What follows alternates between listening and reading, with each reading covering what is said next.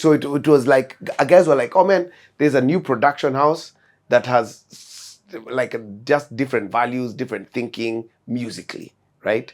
So, and that's how we marketed ourselves. Like, yeah, this a place for just, you know, if you want that, go there. But if you want something different, come here. You know.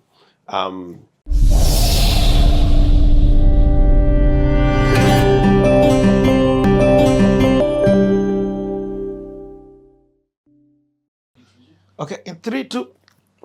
The conversation continues. Hey, I love the pace that we're moving at. I'm getting such insight onto the history of Kijiji. And Kijiji is, and you guys will understand later on why, not even later on, even now as we do this story, why Kijiji, for me, is extremely pivotal to the Kenya music industry. Not the gospel music industry, but the Kenya music industry. So where this story, we've left it, it is now you go to Stato. Yeah. Visitor's visa. Visitor visa. Head back to the States. So I've got a couple of things on my mind. One, doing the tour successfully.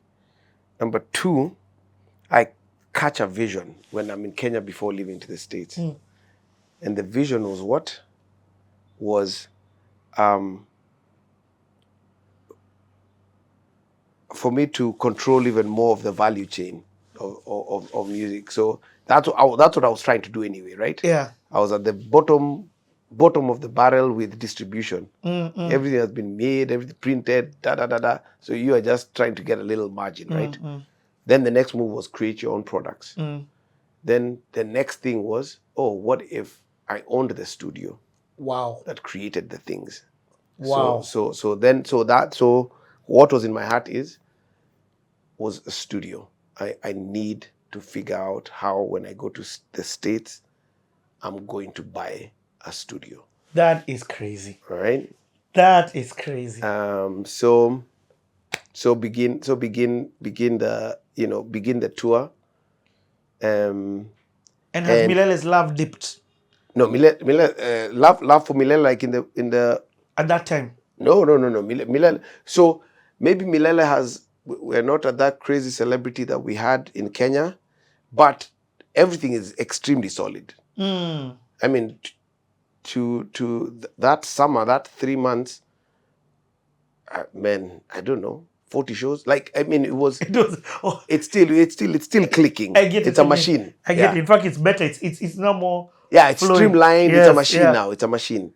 And these guys had toured a couple of without you. Without me, yeah. Wow. Okay. So come back, join the tour. So I've got, so do the tour well, studio, and I also want to buy an engagement ring from Wendy. Like, so that was my 3-point agenda, right? So we do the tour, and then the boys were super gracious because I was like, dude, I realized, oh man, I have this Tizika product. I'm going to sell it on the Milele table when we do our gigs. It's going to be one of the options that people can buy. Wow. Right? So we started doing that. That tour, weirdly, had quite a few Kenyan stops. And the Kenyan stops, that's the album guys wanted. And it's got most Mama Milka. What do you mean? But I was flogging it shamelessly. I was flogging that thing with no shame. Bring back them dollars. Yeah, everywhere. And I remember just from that CD sales, I made over $10,000. What? From Tizika. From Tizika. So wait, first of all, you would run out of CDs and then you reprint in the States? I was reprinting them as I go. I had figured out a system using Kinko's. Whatever the CD, print the cases. Like, so it wasn't even like proper CD duplication. I get it. It was like, this was one man operation, no boots on the bootstrap, gangster, the whole thing, yeah.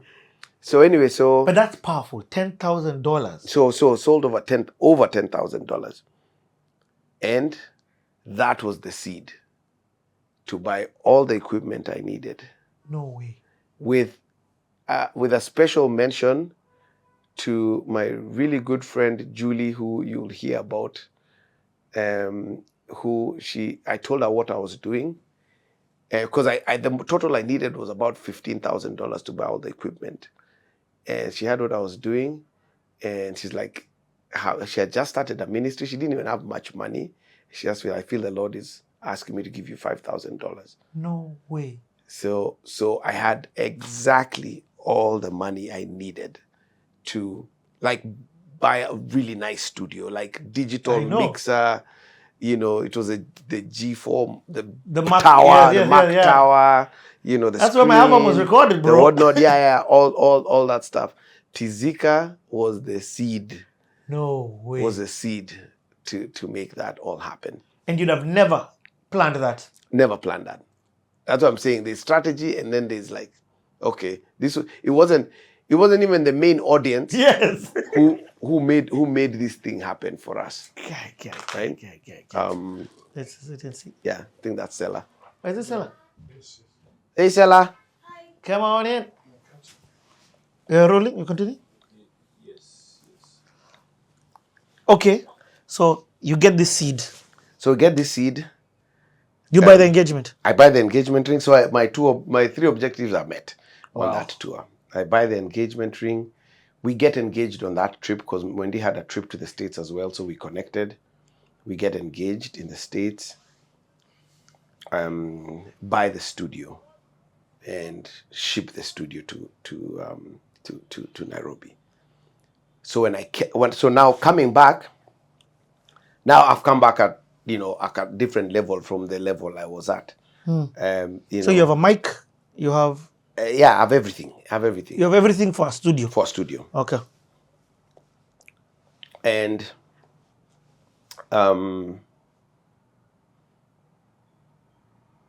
then at that point I was like, okay, I can't be now in this corporate office. So I was like, okay, I need to find a place now. Yeah, a real table. Yeah, exactly. So, and at this point, so I'm still living with Johnny. And Johnny got me into motorbikes. So my mode of transport is a motorbike. So I rode a motorbike generally to get around. And because he had another bike. So he gave me one to be using. So I'm using that bike. I'm operating.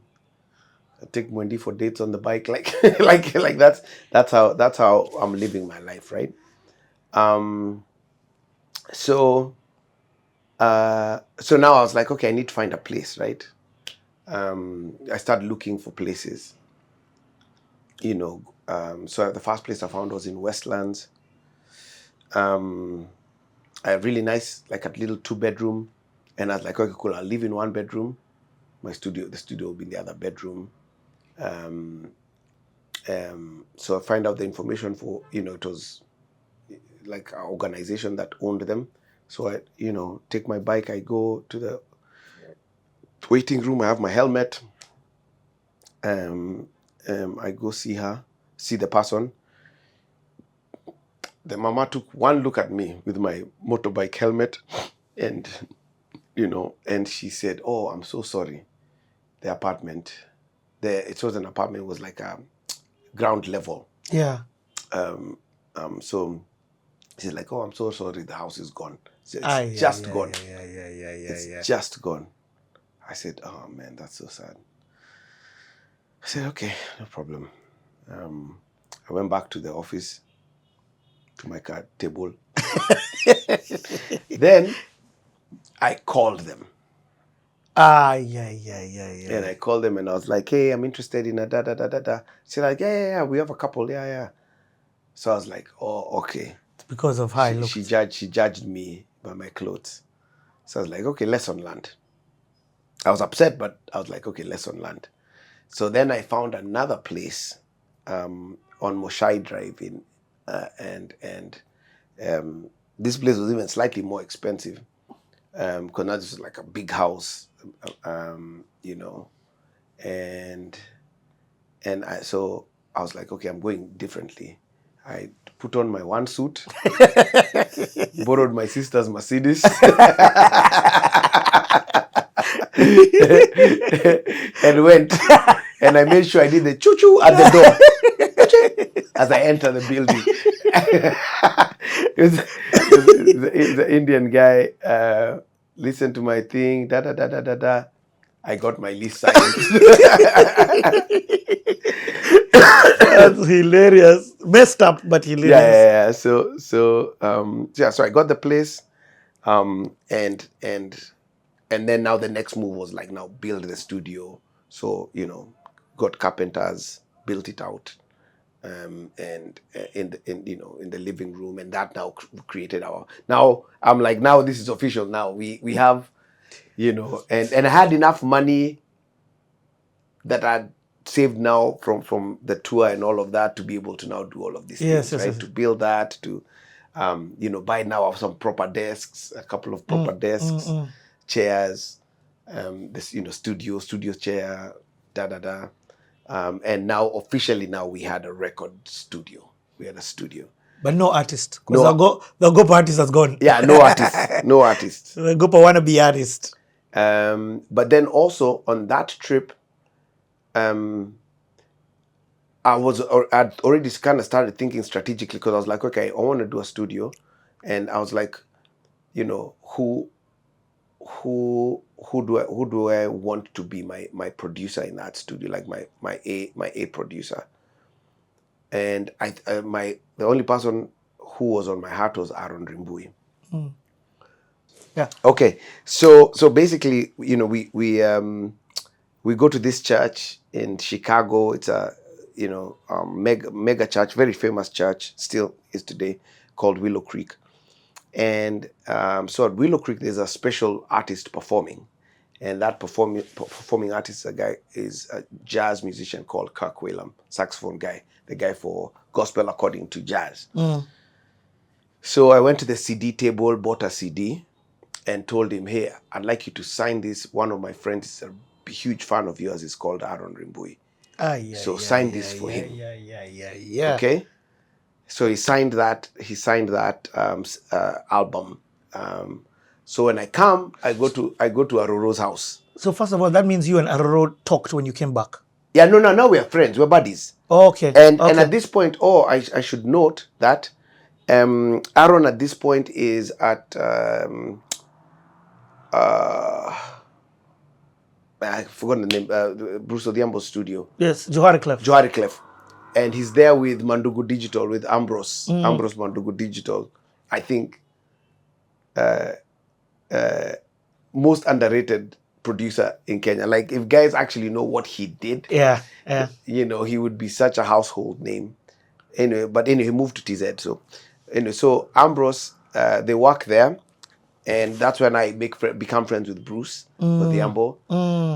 And I'd go and hang out with them quite a bit, because my wife Mwendi is in the advertising agency space, and she would get like jingle jobs. But her jingle people were Aaron and Bruce and Mandugu Digital. Wow. Right?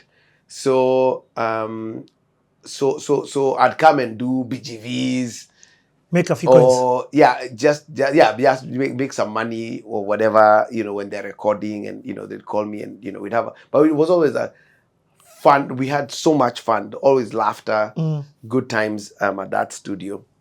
So, and Aaron and I now really formed a really good friendship at this point from his tour, and value based, you're also the same. Yeah. So I mean, I know where he lived. I've been to his house. Then we're buddies. We're like good buddies at this point. So anyway, so now I came back from the States, and went to see him.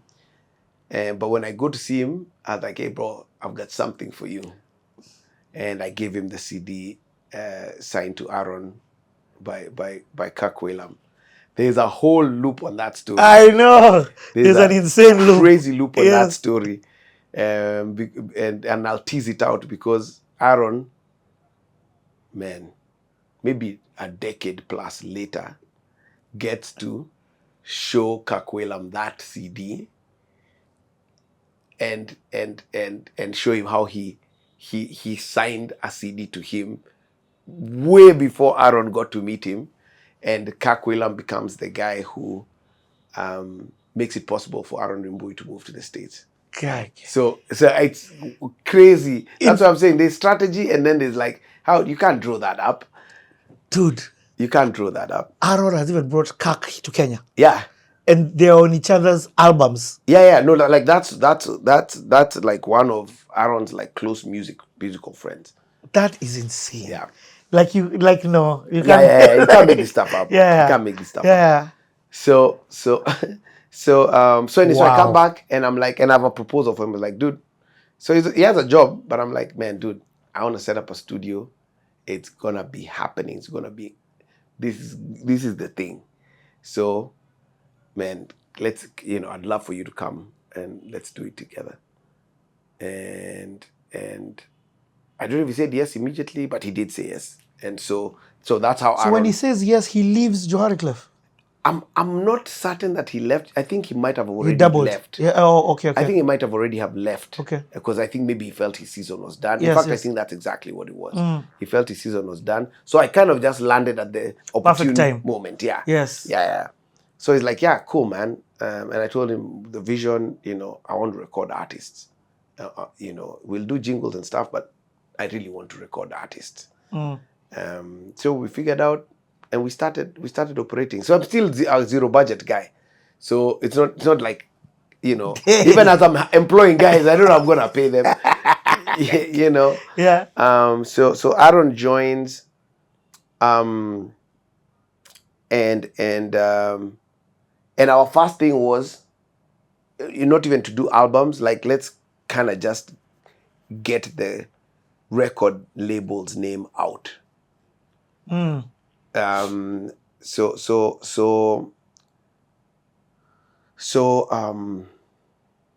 to remember some of the artists that we had just come through. Mr. Lenny. Yeah, Mr. Lenny, DNG. So these are guys who we're just working on your projects. We're not per se your record label, right? Is that when you do Chatter Beat? That's when we do Nameless's Chatter Beat. Waire. We did Waire. So it was like, guys were like, oh man, there's a new production house that has like just different values, different thinking musically, right? So, and that's how we marketed ourselves. Like, yeah, this a place for just, if you want that, go there. But if you want something different, come here. And so even like for Nameless, he never released the song, and I think he should have. Song was so good. Because I think Nameless was where I'd say, well, Bien has surpassed that, but maybe Bien like a couple of years ago, where he was just like, he was the king, right? And for me, I've always felt like when you're the king, then there's a responsibility you have to expand the kingdom, right? And so I was like, dude, you can literally expand the musical palette of Kenya. Wow. By what you do next. Wow. So the song we had for him was left field. It was like a Afro rock song, but it was very nameless. It wasn't like we're not trying to make him a Mzungu. It was like, and I really wish he had put it out. But yeah, whatever happened with the industry happened. And our whole thing was like, man, dude, you have an opportunity to just expand our ears, because whatever you put out will be a hit and people will like it, right? That's almost like the place you have reached, from an industry point of view. Is that when you also did Waire?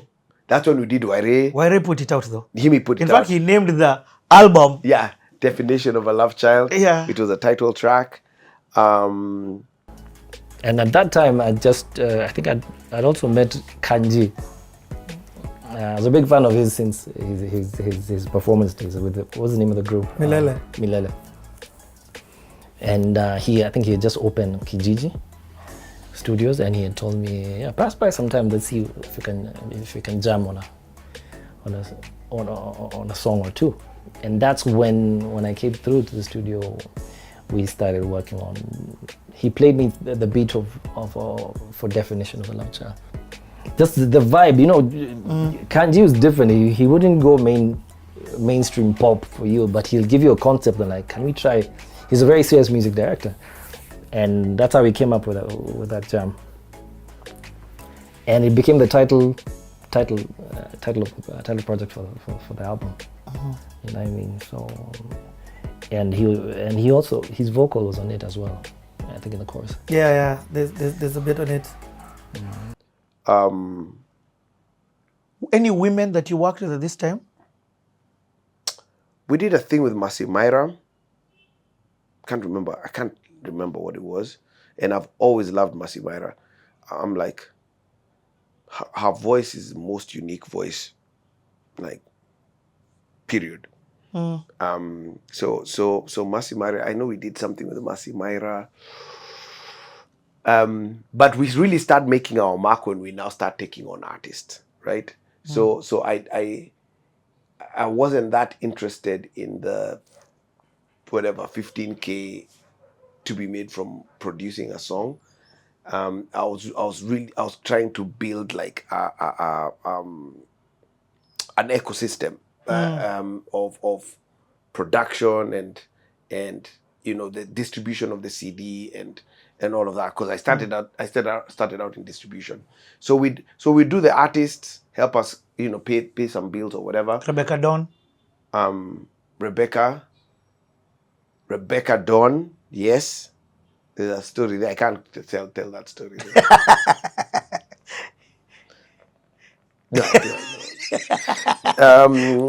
When we switch off the camera, you will. but I think she's told that story. But you know, it's all my story. It's all my story to tell. Yeah. So Rebecca Dawn. So there was like solo artists who we did things for.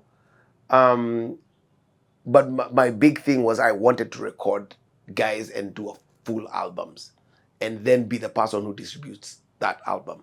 Right? So that's very DNG, because you've mentioned him, but you did do the album. We did the album, but it was his album. He was paying for it. We were just work for hire. Yeah, so it wasn't like Cheesy or any of those other guys where we're like, hey, come, we'll record you and we'll do this. But the reason I think you're rushing is because on that day, you see, you've talked about Aaron. Yeah. But on the DNG album, there's a couple of guys. Yeah. And those was being done at Kijiji. All of that was being done at Kijiji. And I think of the DNG album, we must have done, if there were 10 tracks, we did 9 or 8. Yeah. Yeah. But also there's a short stint where I don't know what happened at Johari Clef,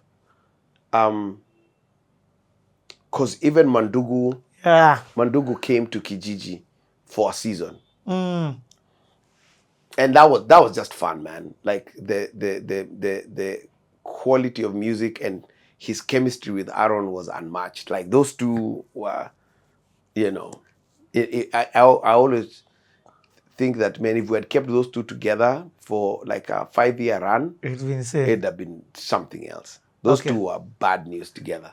But now you have this Kijiji hub, where musicians are constantly walking in and out. Yes. Oh, a small side note. Just before now I do my own artists, there's a small side story. Which is Devi. No, not Devi. Man, what was this group called? They were working at Kera Gospel Fathers. Gospel Fathers. So I had this whatever project, and at this point I don't have a studio. So I executive produced their first album. What do you mean? I paid for it. the gospel, the first with Team Innovator. Yeah. Yeah. So they were. I can't remember why, and I don't know if I wanted to put out their music. I can't remember what it was, but yeah, but Gospel Fathers. So after Lenny, the next act, Mr. Lenny, the next act that I had like a contract with those Gospel Fathers. That project. Yeah. So when you say you executive produce, what does that mean? I was the money. I was the financier, and I might not have finished paying for it, Timo. So, but hey, you brought in some classics. Yeah. That's crazy. So that particular project. So anyway, my mind was already kind of moving in that direction. Okay. That there's some dope artists. We didn't use the word dope then. There's some cool artists that we can do stuff with. So then the next thing. So at that point, then now, I don't know. Was it you or Cheesy who came first? Hey, Cheesy, you guys. In fact, you have jumped. I'm jumping because Makuyu. You're right. So my good friend who worked at so at this point, so we're doing some jingles. We're doing one of the things that we're doing is radio stingers, whatever they're called, and the little music in between TV radio shows and your radio ident song music. And so we got a project from Hope FM.